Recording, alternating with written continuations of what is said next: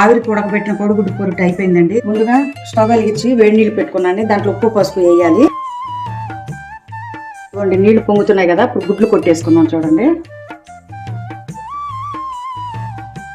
బాగా ఉడికిన తర్వాత అండి అలా కొట్టేసాం కదా నీళ్ళల్లో, అవి తీద్దామండి. కొంచెం నీళ్లు వంచుదాం. ఒక ఉడికిన తర్వాత మనం కొట్టేసాం కదా గుడ్లు, అట్లా ఉడికినాయండి. ఇప్పుడు వడబోసుకున్నాం. వడబోసి పెట్టుకున్నాం. దీన్ని పొరుగు చేసుకున్నాం. ఆయిల్ పోతున్నామండి. ఉల్లిపాయలు పచ్చిమిరపకాయలు వేసుకున్నామండి. వేగిన తర్వాత ఉప్పు కారం వేసుకున్నామండి. కొంచెం అల్లం వెల్లుల్లి పేస్ట్, కొంచెం కారం వేస్తున్నానండి.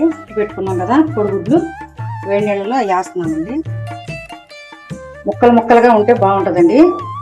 కాసేపు అలా ఉంచుదాం. అలా చేసుకోవడం వల్ల గుడ్డు బాగా ఉడికి జ్యూసీగా ఉంటుందండి. పిల్లలు కూడా ఇష్టంగా తింటారు. అన్నంలోకైనా దేంట్లోకైనా బాగుంటుందండి. పరోటాలోకైనా చాలా టేస్టీగా ఉంటుంది. కోడిగుడ్డు ఆవిరికి ఉడకబెట్టిన కోడిగుడ్డు పొరుటు అయిపోయిందండి. ఎంతో టేస్టీగా ఉంటుంది. మీకు నచ్చినట్లయితే లైక్ చేయండి, షేర్ చేయండి, సబ్స్క్రైబ్ చేసుకోండి. Bye friends.